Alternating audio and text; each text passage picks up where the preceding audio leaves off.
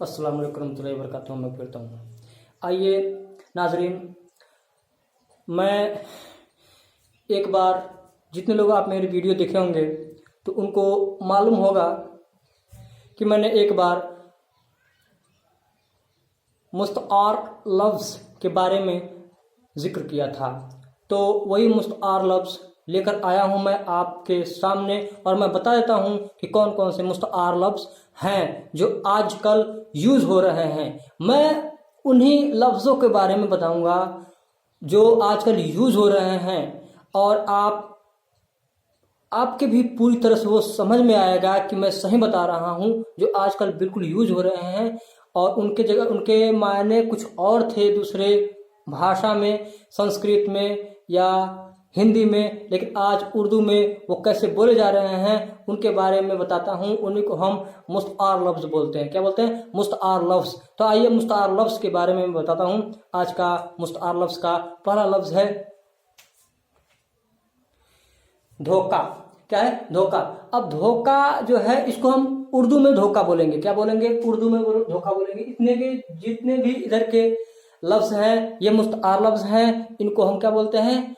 उर्दू बोलते हैं। और जितने इधर के हैं ये क्या हैं? ये हमारे या तो संस्कृत के होंगे या हिंदी के लफ्ज़ होंगे।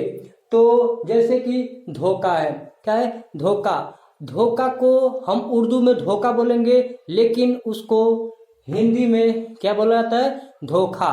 तो आजकल ज्यादा यूज कौन होता है? धोखा। कौन होते हैं? धोखा। अब जो इतने के ये जो लफ्ज़ हैं मुस्तआर लफ्ज़, ये मुस्तआर लफ्ज़ें गानों में, शेर शायरी में और आम बोलचाल के भाषा में या किसी डायलॉग में या किसी नाटक में ये सब यूज होते हैं मुस्तआर लफ्ज़। क्यों?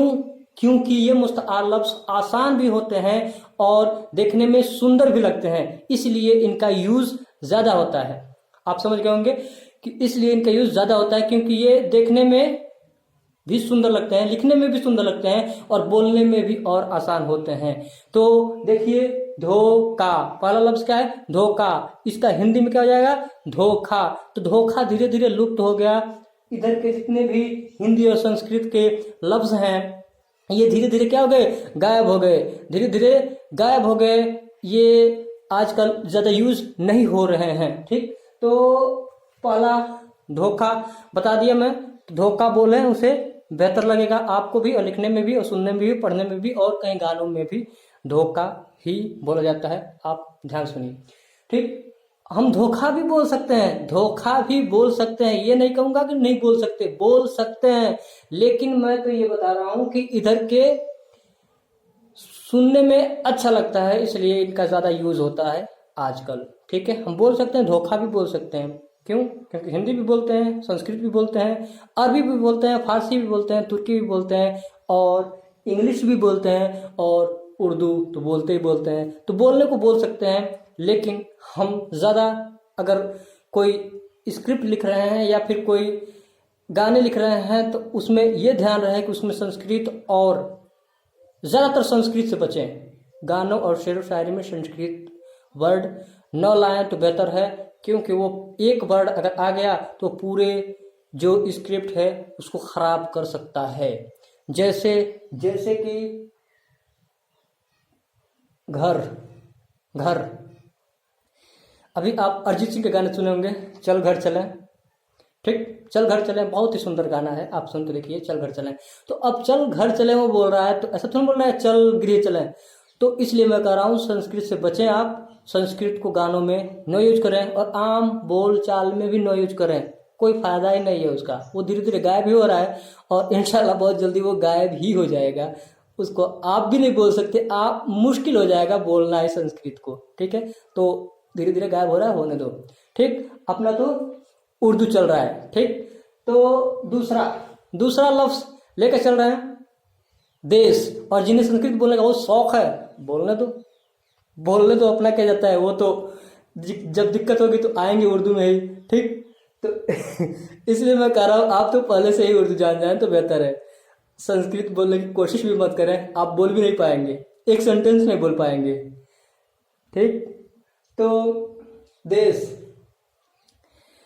देश, देश और उसका हिंदी में पहले क्या होता था, देश। तो देश भी यूज होता है, देश भी यूज होता है। अब इसमें बात यह है कि धोखा और धोखा और देश और देश, धोखा और धोखा, देश और देश, ये दोनों सुंदर लग रहे हैं, दोनों भी सुंदर लग रहे हैं, चाहे वो उर्दू हो चाहे वो हिंदी हो।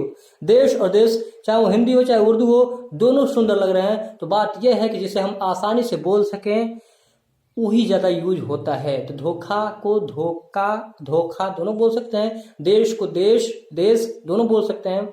लेकिन उर्दू में है देश और उसका हिंदी में है देश। क्या है, देश। तो हम दोनों बोल सकते हैं, जो हमें अच्छा लगता है देखने में, बोलने में, सुनने में, जो अच्छा लगता है हम उनसे बोल सकते हैं। नेक्स्ट लफ्ज लिख सकते हैं, रात। रात, रात को हम क्या बोलेंगे, हिंदी में रात्रि बोलते हैं, तो रात्रि न यूज करें, रात यूज करें, ये उर्दू भाषा है, ठीक। तो रात। नेक्स्ट किरण, किरण, किरण उर्दू हो गया। अब उसको हम हिंदी में या संस्कृत में, कुछ भी हो सकता है, ये हिंदी संस्कृत दोनों हो सकते हैं, मैं इससे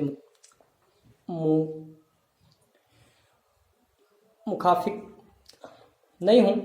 अब हिंदी संस्कृत पर जाने, अपना तो उर्दू से मतलब है। और तो किरण, किरण को पहले किरण, मतलब किरण होता है वो हिंदी में, हिंदी में ही होता होगा, संस्कृत तो हिंदी में उसको किरण बोलते हैं। तो किरण ज़्यादातर यूज नहीं होता है, किरण यूज होता है। क्या यूज होता है, किरण। तो इसलिए ये ज़्यादा यूज होते हैं उर्दू के, और उर्दू ही आजकल चल रहा है। मैं तो पहले ही बता दिया था, जिस दिन अपनी सीरीज शुरू किया था उस दिन बता दिया था कि उर्दू, अरबी, फारसी ये ज़्यादा बोले जा रहे हैं, ठीक है। तो आप जान जाएंगे तो आपके लिए बहुत ही ज़्यादा बेहतर होगा, क्योंकि आप इंडस्ट्री से हैं। तो नेक्स्ट लेके चलते हैं, किरण को किरण, किरण, किरण। अब नेक्स्ट लेके चलते हैं चांद। अब देखिए चांद बोलने में भी और सुनने में भी और लिखने में भी कितना सुंदर लग रहा है चांद, कितना सुंदर लग रहा है चांद। अब इसको अगर हम चंद्रमा कहें, बहुत से गाने में यूज होता है चंद्रमा, ऐसी बात नहीं है कि यूज नहीं होता है, मैं कह रहा हूँ, लेकिन हमारे गाने को ये खराब कर सकता है, ये खराब कर सकता है। ये जो वर्ड हैं, दुग्ध, गृह, सूर्य, अग्नि, ये खराब कर सकते हैं हमारे वर्डों को, हमारे शेर शायरियों को, हमारे डिक्शन को, हमारे स्क्रिप्ट को, हमारे डायलॉग को ये खराब कर सकते हैं। तो इनका यूज न करें तो बेहतर है, ठीक। चांद, चांद को चंद्रमा बोला जाता था पहले, अब क्या बोला जा रहा है, चांद। चांद क्या है, मुस्तआर लफ्ज है। तो मुस्तआर लफ्ज के बारे में ये 10 लफ्ज हैं मुस्तआर लफ्ज। तो 10 लफ्ज मैं बता दिया, और इंशाल्लाह आगे भी 10 मैं बता दूंगा, जो भी हैं उस पर मैं एक वीडियो बना दूंगा। और मेरे वीडियो आप देखते जाइए और लाइक और सब्सक्राइब करते जाइए। ज़रूर, मैंने शुरू में कह दिया था, ज़रूर आप कुछ ना कुछ सीखने को मिलेगा। तो आप नया नया चीज़ सीखते जाइए, और आगे भी इंशाल्लाह बहुत कुछ सिखाना बाकी है। आप सबको बहुत कुछ मैं बताऊंगा जो आपको बहुत ही सुंदर लगने वाला है। नेक्स्ट लफ्ज लिखता है दुग्ध। दुग्ध को दूध बोले तो बेहतर है, सुनने में, देखने में, पढ़ने में भी। दूध, दूध हम बोलते हैं, और उसका संस्कृत में क्या होता है, दुग्ध। घर, घर को मैं पहले बताया था, पहले गृह बोलते थे, अब क्या बोला रहा है, घर। आग, आग को अग्नि बोलते हैं, संस्कृत में, हिंदी में कुछ भी हो सकता है ये, तो उसको हम आग बोलते हैं। आग उर्दू हो गया, घर उर्दू हो गया, और गृह और अग्नि संस्कृत हो गया या हिंदी हो गया, कुछ भी। नेक्स्ट है सूरज। सूरज, सूरज को सूर्य बोला जाता था, अभी बोला जाता है यार। मैं ये नहीं कहता हूं कि बोला नहीं जाता है, बोला जाता है, आप बोल सकते हो, लेकिन उसको किसी शेर व शायरी, गजल, डायलॉग, स्क्रिप्ट लिखने में यूज न करें तो बेहतर है। यह खराब कर सकते हैं स्क्रिप्ट को, मैं कह रहा हूं। तो सूरज, सूरज बोला जाता है, और उसको पहले क्या बोला जाता है, सूर्य, ठीक। सांस, सांस को क्या नाम था पहले, श्वसन, श्वसन बोला जाता था पहले, अब सांस बोला जाता है। मतलब अब ज्यादा यूज होते हैं, बोले तो अब भी जाते हैं, मैं ये नहीं कह रहा हूं कि नहीं बोले जाते। अब भी किताबों में आपको सूर्य ही मिलेगा, श्वसन ही मिलेगा, अग्नि ही मिलेगा, गृह ही मिलेगा, दुग्ध ही मिलेगा, और चंद्रमा ही मिलेगा, किरण ही मिलेगा, रात्रि ही मिलेगा, देश और धोखा ही मिलेंगे आपको किताबों में। अब भी किताबों में वही चीज है, लेकिन ये जो किताब लिख रहे हैं इनको ये नहीं मालूम कि आजकल देश में बोला क्या जा रहा है।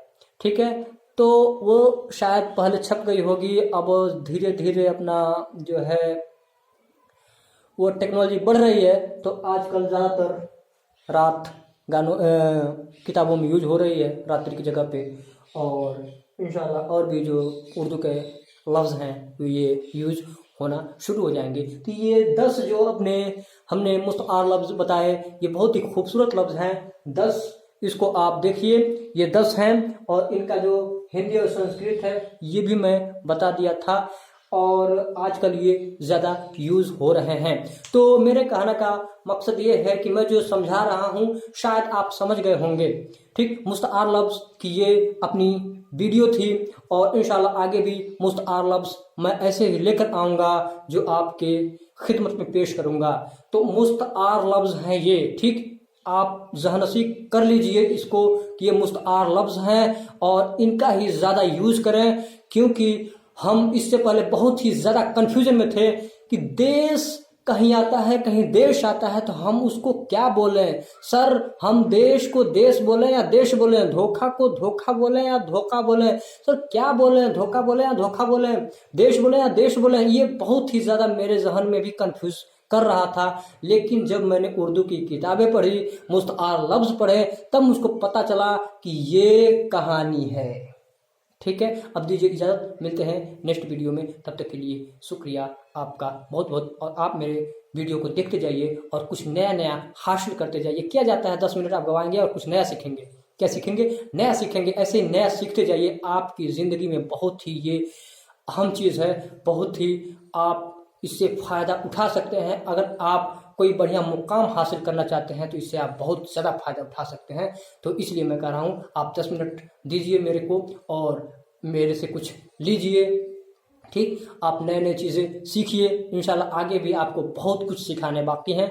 और मेरे वीडियो देखते जाइए और लाइक और सब्सक्राइब भी कर दीजिए। और दूसरे को मुताला करना चाहते हैं, दूसरे को कुछ बताना चाहते हैं तो उसे शेयर भी कर दीजिए। मैं तौसीफ़ अंसारी उर्फ जलाल, और मैं ये भी बताऊंगा कि ये उर्फ किस में आता है, इसम की किस्म में आती है, और इसमें आम और इसमें ख़ास होती है, उसमें आता है ये उर्फ, तो मैं बता दूंगा। ठीक है, तो उस पर भी एक वीडियो बना दूंगा।